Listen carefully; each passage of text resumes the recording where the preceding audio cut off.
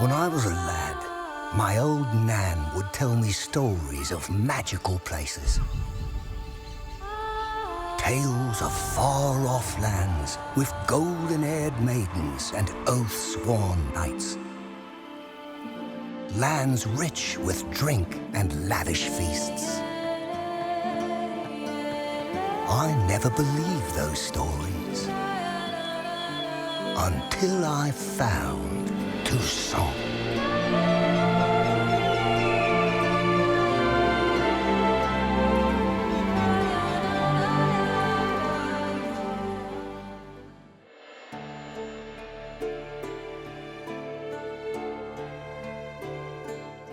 Welcome back everyone, my name is LastKnownMeal and today we are going to talk about The Witcher 3 Blood and Wine DLC/expansion.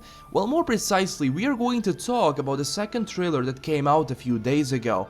I'm sorry guys that I didn't analyze this trailer before, but I'm having finals at the moment and it's so hard to catch up on everything, but still, Blood and Wine needs to be covered. So first of all, this trailer shows us Toussaint in all its beauty. Narrator is describing Toussaint as this magical land untouched by war, where you can drink, gamble and, you know, wink wink, hunt some bad monsters. And it's true, Toussaint is a region that looks like it's been pulled from a fairy tale, where the fields are green, honest knights roam the land and wine is around every corner. It almost seems like it's perfect, but trust me, it's far from that. Since behind every fairy tale there is a great evil lurking in the shadows, Toussaint is not an exception. During the night, all kinds of vampires and scary monsters roam Toussaint, and they included a lot of those vampires in the trailer itself. Now before we move on to the vampires, let's talk about that scene when Geralt arrives in Toussaint. After you see him and those knights passing through, a giant comes out of the windmill. So my guess is that we are going to fight him as soon as we arrive in the region. I like how even giants have a sense of fashion in Toussaint. They look fancy. We actually arrived during the Festival of Wine, so there's going to be a lot of festivities around the kingdom and a bunch of funny moments to share.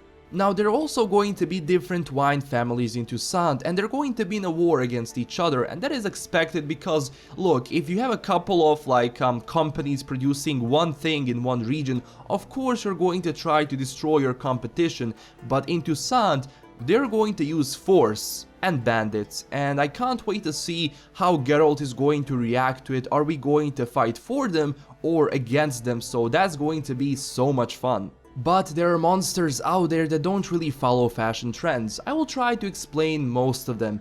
Now the monster that is hanging from the ceiling when Geralt enters that room reminds me of Mula. He is a higher vampire that didn't appear in the base game, but his details were leaked on the internet, so there is a chance that it could be him. Now check out my Witcher 3 Vampires video if you want to learn more about them. They're actually really fast and scary. I think Mula is going to be something like a boss or a mini boss, but definitely not as a common enemy. The one in the trailer is definitely looking like the one that they leaked, but again, I could be wrong about that. After that, we see a vampire that has long sharp claws and pointy teeth. In my previous video I said I was the high vampire, but someone in the comments said it was a white.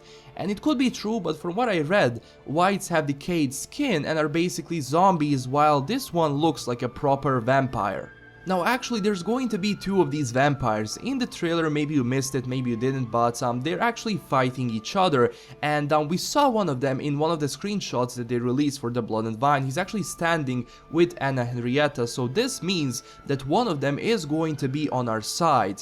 There are also some rumors out there that say that that could be Regis. It does kinda remind me of Regis, but I don't want to jump to any conclusions right now, since we have to wait for the DLC to confirm that. But all in all, it's good to have one of them on our sides. Now my question is, if those are truly high vampires that are intelligent and don't really need blood to survive, then what caused that one to attack us, since obviously one of them is working with us? There is definitely a far deeper story here. Someone is either sending them to do that kind of stuff, or maybe there is a curse we need to unveil and banish.